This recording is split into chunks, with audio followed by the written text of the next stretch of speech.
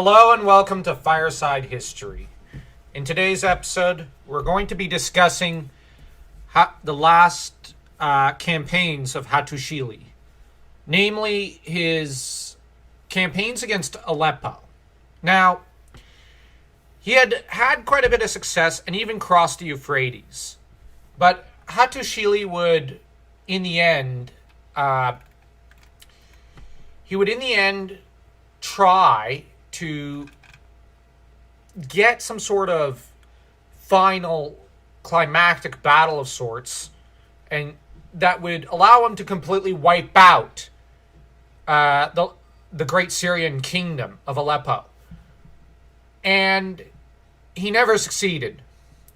Now, he captured a lot of booty, and he did end up straining a lot of their military resources, but he never quite succeeded in achieving full victory. And this is because none of his battles seem to have been entirely conclusive. And he never quite sieged them either. So, by the time he died, victory was ultimately not on the horizon. It would not be until his grandson and successor Mursili that victory would at last be achieved over Aleppo. Then again, Mursili would be a much more impressive king in some ways. That said, after the last few wars against Aleppo, the king would in the end up facing a certain amount of treachery within his own family, as members of his family, in his own words, "Until now, no member of my family has obeyed my will." So he faced a lot of treachery from them. He had appointed his sons as governors of his various territories that had been incorporated over the course of all his conquests. But these sons took it into their minds that they were independent rulers. And they didn't have much inclination to obedience towards him. And the first real rebellion after his wars with Aleppo and after these sons went off, involve the city of Tepe Sanda. We don't know where it's located, but it would involve the king's son Huziwa, who had been appointed governor of the city. Now, Huziwa had been persuaded by the inhabitants to rebel against his father, which claimed that Hattusili had failed to carry out proper purification of the palaces of the city. Hattusili evidently crushed a rebellion and deposed his son. But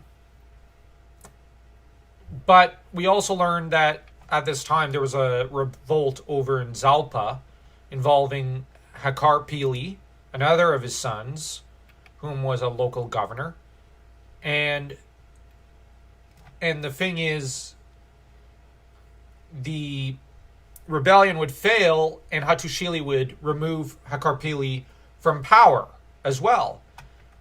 And we also find out that there was a more serious rebellion which broke out in Hattusha, one which broke out with the support of one of Hattusili's daughters. We don't know her name, but in the testament of Hattusili, we find out that the sons of Hatti stirred up hostility in Hattusha. Then they took my daughter. All right. There is no son for your father's throne. A servant will sit upon it. A servant will become king. Thereupon my daughter made Hattusha and the court disloyal, and the noblemen and my own courtiers opposed me. She incited the whole land to rebellion. The sons of Hatti perished. When the rebellion was crushed, this daughter would be stripped of all her possessions and banished. Not killed, though. The Hittites generally had a certain element of chivalry towards their woman, as you'll see later when there are disloyal Tawananas.